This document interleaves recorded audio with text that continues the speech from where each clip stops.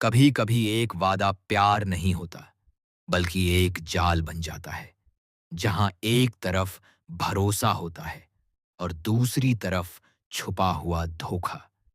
और जब सच सामने आता है, तो इंसान नहीं, रिश्ते टूटते हैं। इस कहानी में भी एक ऐसा ही पल आने वाला है, जहां प्यार, शक, बीमारी और नफरत सब एक साथ टकराने वाले हैं। लेकिन असली सवाल ये है, क्या वह सच में पागल है, या सबको एक घर के अंदर भारी सन्नाटा था, लेकिन उस सन्नाटे के पीछे कई आवाजें टूट रही थीं। एक आदमी सामने खड़ा था। उसकी आंखों में अजीब सा गुस्सा और अटूट यकीन था। वह बोलता है, शायद एक ऐसा वादा होता है जो कभी तोड़ा नहीं जा सकता, और मैंने वो वादा तुमसे किया है। मैंने तुम्हारा हाथ सिर्फ पकड़ने के लिए नहीं थामा, बल्कि उसे कभी छोड़ने के लिए नहीं पकड़ा है।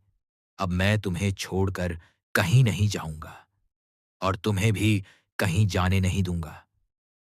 उसकी बातों में प्यार था या जिद, यह समझना मुश्किल था। सामने खड़ी लड़की चुप थी, लेकिन उसकी आंखों में तूफान था। उसके आसपास खड़े लोग उसे देख रहे थे, जैसे वह कोई किरदार हो जो सच और झूठ के बीच फंसा हो। तभी एक आवाज आई, सब दिखावा है, ये लड़की नाटक कर रही है। अगर इसे जाना होता, तो ये तुम्हें कभी इस हालत में नहीं लाती। ये तुम्हें अपने जाल में फंसा चुकी है। लड़की ने हल्का सा सिर उठाया, लेकिन कुछ नहीं कहा। वह समझ चुकी थी कि उसके खिलाफ कहानी पहले से लिखी जा चुकी है, और सबसे खतरनाक बात यह थी कि लोग उसे सुन नहीं रहे थे, बस उसे मान चुके थे गलत। तभी एक और आवाज आई, रुको मां, एक दिन यही लड़की आपके घर की बहू बनेगी, और उस दिन आप कुछ नहीं कर पाएंगे। इन शब्दों ने माहौल और भारी कर दिया। घर की दीवारें जैसे इस टकराव को सुन रही थीं, लेकिन जवाब में जो मिला, वो और भी दर्दनाक था। मुझे पहले ही पता था कि तुम मानसिक रूप से ठीक नहीं हो, लेकिन इतनी बीमार हो, ये आज समझ आया। ये शब्द सिर्फ आरोप नहीं थे, ये किसी इंसान की पहचान मिटाने की कोशिश थी।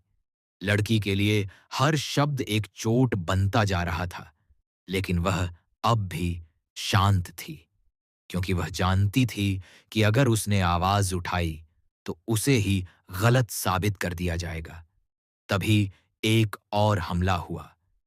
तुम्हें क्या लगता है, तुम इतनी बड़ी हो कि मैं तुम्हारे लिए अपनी मां का दिल दुखा दूंगा? तुम एक खराब इंसान हो, कोई भी तुम्हें पसंद नहीं कर सकता। अब माहौल पूरी तरह बदल चुका था। प्यार की जगह शक ने ले ली थी, और रिश्तों की जगह आरोपों ने। लड़की अब भी वहीं खड़ी थी, लेकिन उसके अंदर कुछ टूट चुका था। शायद भरोसा, या शायद खुद की पहचान। और तभी आखिरी वार हुआ, अब हमें डिस्टर्ब मत करो, आज हमारी सुहाग रात है। यह शब्द हवा में नहीं, सीधे दिल पर गिरे थे। और उसी पल कहानी ने एक ऐसा मोड़ लिया, जहां प्यार और दर्द एक ही जगह खड़े थे, लेकिन दोनों एक दूसरे के खिलाफ थे। बनाया जा रहा है। रात गहरी हो चुकी थी, लेकिन उस घर में कोई सुकून नहीं था। हर कोना जैसे किसी अनकहे सच को छुपा रहा था। लड़की अब भी वहीं खड़ी थी, लेकिन अब उसकी आंखों में सवाल थे, गुस्सा नहीं।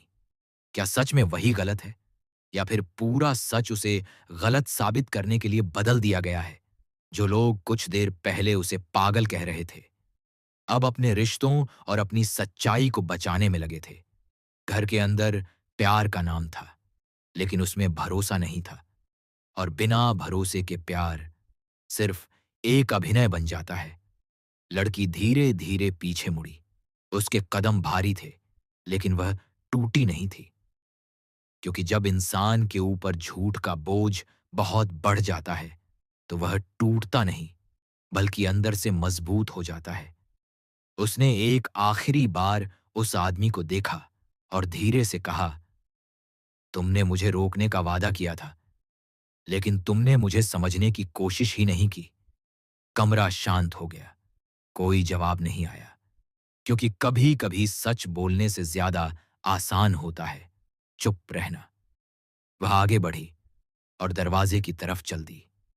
पीछे से कोई आवाज नहीं आई, न रोकने के लिए, न बुलाने के लिए। बस एक खालीपन रह गया। उस घर में अब सब कुछ था, नाम, रिश्ता, परिभाषा, लेकिन जो सबसे जरूरी चीज थी, वो गायब थी, समझ। और उसी खालीपन में एक सवाल जन्म लेता है, क्या वह लड़की सच में दोषी थी, या वह सिर्फ एक ऐसी कहानी का हिस्सा थी जिसे पहले से तय कर दिया गया था। दरवाजा धीरे धीरे बंद हो गया, और उसके साथ ही कहानी नहीं, बल्कि एक भ्रम टूट गया।